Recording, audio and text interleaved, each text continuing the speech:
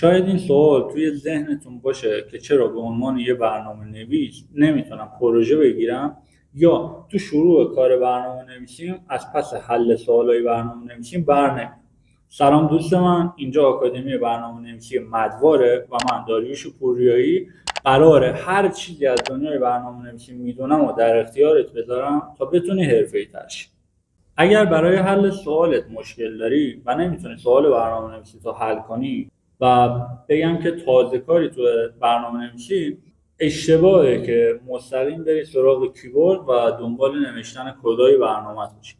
ببین دوست من، باید اول روی کاغذ مسئله تو به خوبی آنالیز کنی، ورودی‌های مسئله تو مشخص کنی، خروجی‌هایی که اون کد قراره بهت برگردونه رو پیدا کنی، پارامترهای مسئله تو پیدا کنی و در انتها بشینی پای کیبورد و شروع کنی برنامه‌نویسی کردن و مسئله تو حل کنی.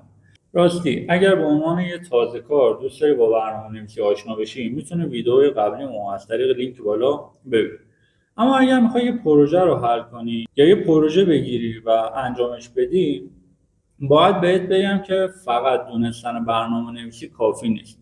شاید تا حالا کسی این نکته رو بهتون نگفته باشه، اما واقعیت اینه برای پروژه زدن علاوه بر مهارت‌های فنی، ما نیاز به یه سری مهارت‌های دیگه هم داریم. خب سوالی که پیش میاد شاید این باشه که چه مهارت‌هایی نیاز داریم، که توی ادامه بهتون توضیح میدم مهارت‌ها رو. اما سوال بعدی اینه که مگر من برنامه‌نویسی رو یاد بگیرم نمیتونم پروژه رو انجام بدم؟ ببینید متاسفانه تبلیغات این روزا شاید باعث شده که افراد به اشتباه فکر کنن فقط برنامه‌نویس شدن کافیه و اگر سینتکس یه زبان رو یاد بگیرن خیلی راحت میتونن پروژه‌های برنامه‌نویسی رو انجام بدن. ولی واقعیت اینه که اینطوری نیست. چیزی که از شما یه برنامه‌نویس میسازه مجموعه‌ای از مهارت‌ها در کنار همه. خب چجوری باید پروژه رو بزنم؟ ببین رفیق گلم، تو برای اینکه بتونی یه پروژه رو از صفر خودت بزنی، باید با روند پیاده سازی پروژه علاوه بر نکات فنی آشنا باشی.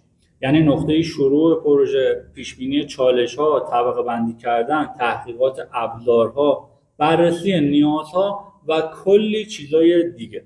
به زبان ساده بخوام بگم، تو علاوه بر نکات فنی که مربوط به زبان برنامه‌نویسیه و اون زبانیه که داری آموزشش رو می‌بینی، مثلا زبان برنامه‌نویسی پایتون، باید مدیریت پروژه هم بلد باشی تا بتونی از صفر خودت پروژه رو بزنی. باید بتونی تسک‌های اون پروژه رو تعریف کنی، کارهایی که لازم انجام بشه رو بشناسی و مشغول انجام دادن بشی تا بتونی از پس پروژه ها بر بیای. پس تو قدم اول ناامید نشو، تلاشتو بر این بذار که یه زبان برنامه‌نویسی رو خوب و کامل یاد بگیری. بعد چند تا پروژه تستی به عنوان نمونه کار برای خودت از صفر شروع کن، انجام بده. وقتی که تمرینت زیاد شد، پروژه‌های خوبی رو انجام دادی، الان زمانش رسیده که بتونی خیلی راحت از پس هر پروژه‌ای بر بیای. نکاتی که تا اینجا با هم بررسی کردیم مهارت‌هایی هستند که برای پروژه گرفتن و تبدیل شدن به یک برنامه‌نویس حرفه‌ای نیاز داریم. پس بدونید فقط یاد گرفتن سینتکس یک زبان ما رو برنامه‌نویس موفقی نمی‌کنه.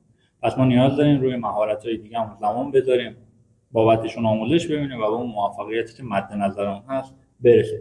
خوشحال میشم تو هم نظرتو در این مورد با هم به اشتراک